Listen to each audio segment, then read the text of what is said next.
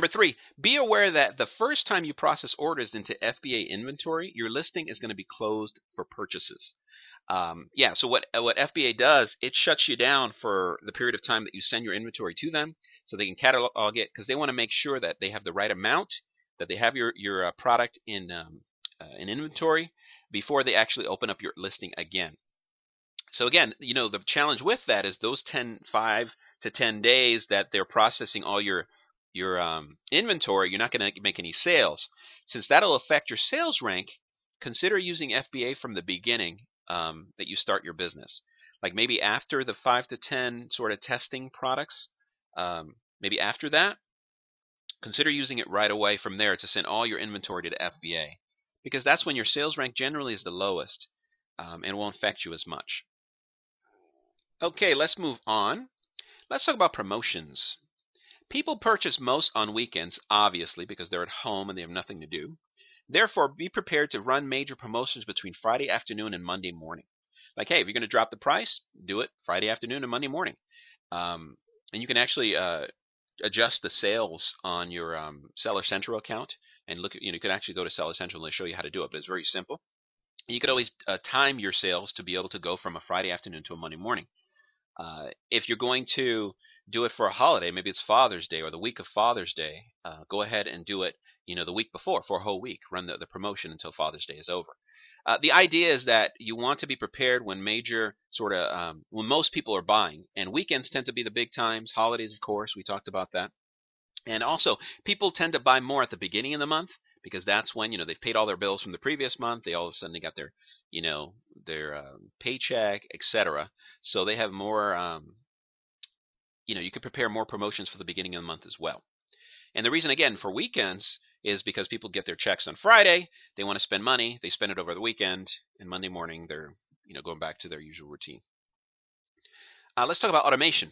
If you want to automate the fulfillment process, meaning that you want to get it 95% automated so that it goes from the sourcing provider straight to FBA, and FBA will send it straight to your customer, and then FBA will pay you, and then in case you run down on inventory, run low, then FBA will email you, and then you email your supplier, and your supplier again sends more to FBA, and the cycle goes on, so that we automated, almost 95% automated the entire process.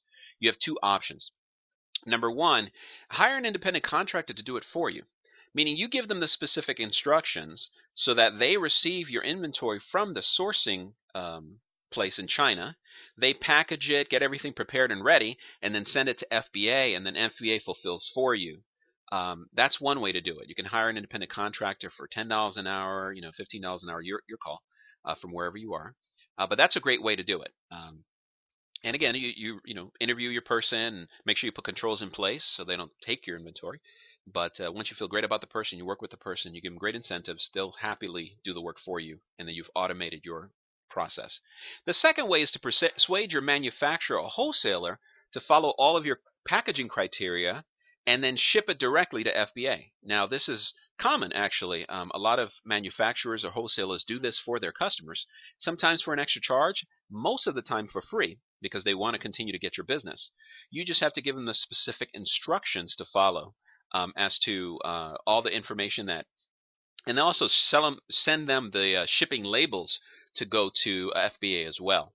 And there's an entire training on FBA that you can go through on actual Amazon FBA, and they'll show you everything you need to do and how to print out your labels and everything. So you can actually send those directly to your manufacturer or wholesaler overseas, and you can just send it as a PDF. They print them out as labels. They stick it on all your products, and then they stick it on the big package that's going to FBA. And then FBA receives it all, and now it's in inventory. They send it out to your clients when they buy. Your customers when they buy. That's how simple it is to automate the entire process. Now, granted, there's a learning curve. You have to go through the process, look at what works, what doesn't work, and then go ahead and find your, sort of like your efficient operation. But once you do, then 95% of your whole Amazon business is automated.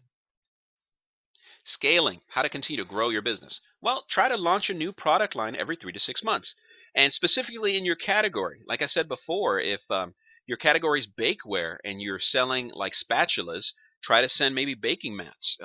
3 to 6 months, sell baking mats. 3 to 6 months later, sell baking liners for cupcakes or different things.